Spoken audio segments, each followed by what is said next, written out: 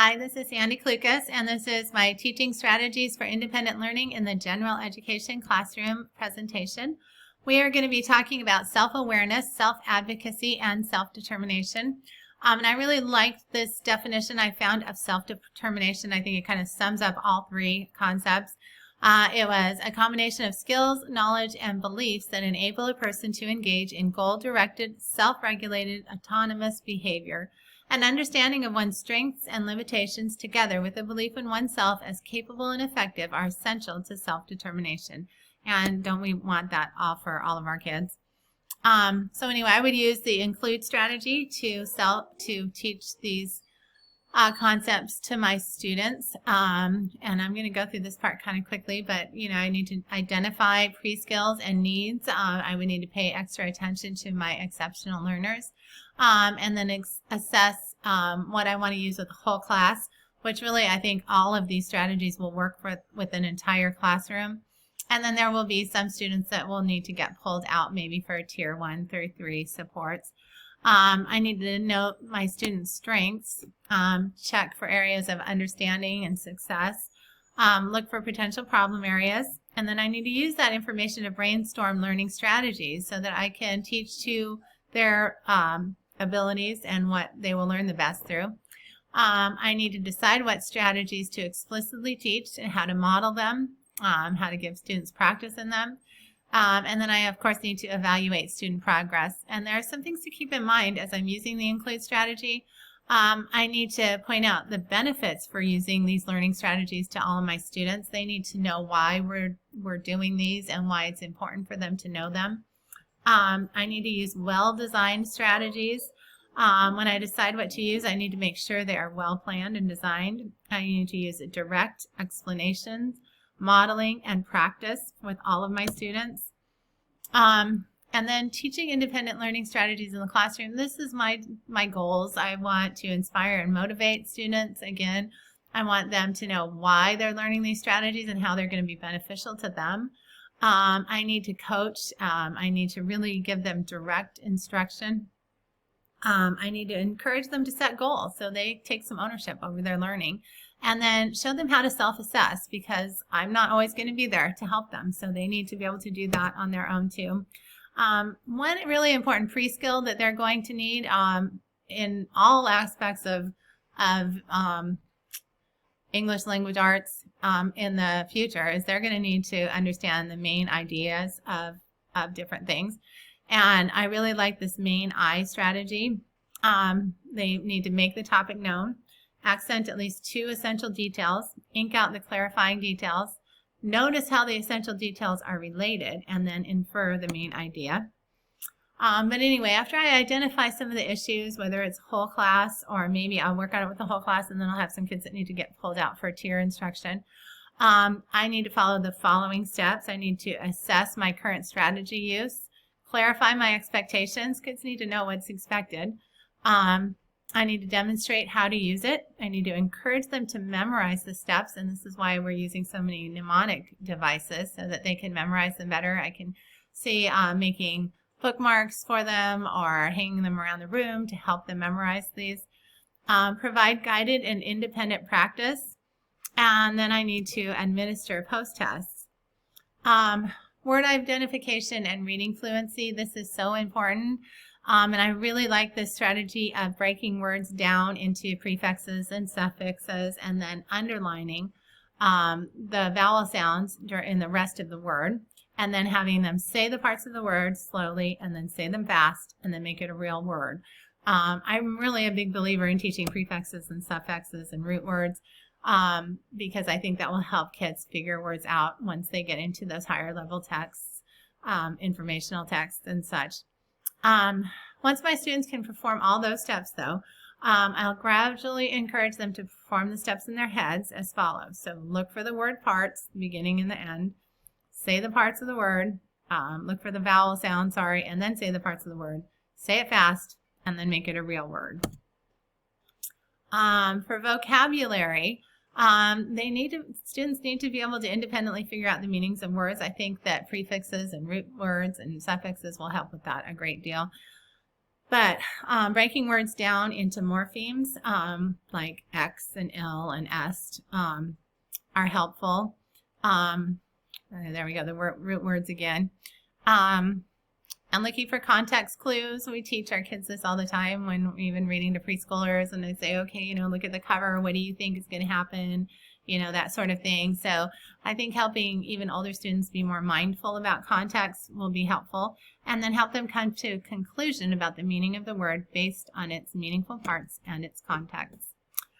For reading comprehension, I really like this PARS strategy where they preview, then ask questions, then read the chapter or section to answer those questions that they developed, and then they summarize the main ideas. I think that will just really get them thinking about what they're reading. I like this posse strategy to help activate background knowledge. So they're going to predict, and they're going to fill in a sentence starter such as, I predict this will happen. And then they're going to organize the ideas. They're going to fill in a concept map, and there's some really good examples that I put in here so that we would have them later with their background knowledge and ideas. And then they're going to search for structure. They're going to summarize, and then they're going to evaluate their understanding. So I think that would be really helpful. And here's those maps and webs that I put in here because I just thought those were so helpful. For narrative texts, I really like the CAPS strategy. So they're going to look for these important story elements. So who are the characters? What is the aim of the story? What problem happens? And then how is it solved? For reading comprehension, the scroll strategy was really awesome. So they're going to survey headings. I think this is really helpful, especially with informational texts. So they're going to look for those headings, what information might be there, what do I already know about this topic. Then they're going to connect. They're going to ask, how do the headings relate to each other? And they're going to write down keywords from the headings that might provide connections between them. And then as they read the text, they're going to look for words and phrases that express important information about the headings. And they're going to mark the text to point out important ideas and details. And I just thought that was a really good strategy, especially for informational texts. They're going to outline using indentations to reflect structure, outline the major ideas and supporting details in the heading segment. They're going to write the heading and then try to outline each heading segment without looking back at the text. And then they're going to look back and check the accuracy of their major ideas and the details that they wrote, and then correct anything. And I thought that was a good strategy. I like this highlighting strategy here, especially with younger kids. I mean, kids just love to have highlighters. So having students pause after reading, reflect, and highlight, and then repeat, and reading those highlighted parts over again, they're going to be using their metacognitive skills to build comprehension. For a little bit older kids, I like this market strategy. I really like the symbols. I feel like this would really help them to be able to think through what they're reading and understand it better. For listening and note-taking, I'm going to hang this on my board in my room somewhere. Slant, sit up, lean forward, activate your thinking, name the key information or think about it, and track the talker. Those are all great ways to get kids paying attention. I love that. And then cues. I think these things are things that as teachers we naturally do for our younger kids, and putting them in that environment constantly will help them start thinking about it. So they're going to cluster together 3 to 6 main points of the lecture. They're going to use teacher cues to record ideas, and then they're going to enter important vocabulary and summarize. So just having them remember that cues will help. For writing strategies for things like compare and contrast and persuasive essays, I really liked this graphic of this tree and how strategy. And I have graphic organizers for both here, and you can see how students put their things together. This one is a compare and contrast, and then here is the persuasive essay one. It kind of gets their thoughts organized so that they can start their rough draft without getting that writer's block and getting stuck. Editing is important, and This is something that I don't do as often as I probably should, but there needs to be 2 parts, not just self-evaluation, which of course is important, but peer editing. So they need to think about some questions to ask their peer editors, and then the peer editor needs to go over and summarize. And what I love about this is the tag strategy for the editors. Tell what you like, ask questions, and give suggestions. And I just feel like that is really helpful for them to think about those 3 things. It's a really easy mnemonic device for them to remember. Proofreading, I like this COPS strategy. Have I capitalized? How's the overall appearance of my paper? Have I used punctuation? Do the words look like they've spelled right? And then how can I find information to fix it if maybe they're not?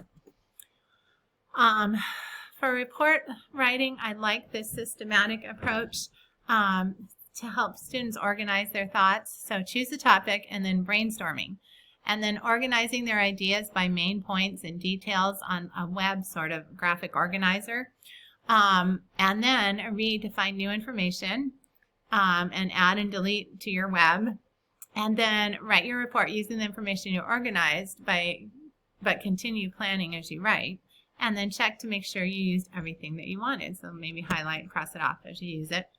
When it comes to math and problem solving in math, I really liked this LAMPS strategy for regrouping and carrying numbers in addition. I'm going to go through these kind of quick, and then we've got one for subtraction, slobs, and FOIL if we've got some older kids in algebra. So strategies for managing time and resources. Self-instruction is key. They need to practice in role-playing situations and receive feedback. Self-monitoring and self-questioning is another important skill we can teach our kids as they get a little older. So I will ensure that all my students will learn to use these strategies independently by explicitly and directly teaching them, by modeling them, and by providing my students with time to practice them. And I think that's key. As I design learning strategies, I will identify skill areas that are problematic for most of my students and specific learning outcomes for each area and list a set of steps, which is no more than 8. I'm running out of time. Oh, go back one. I missed one. Hang on. Okay, well, that's the end. That was my presentation. Thank you.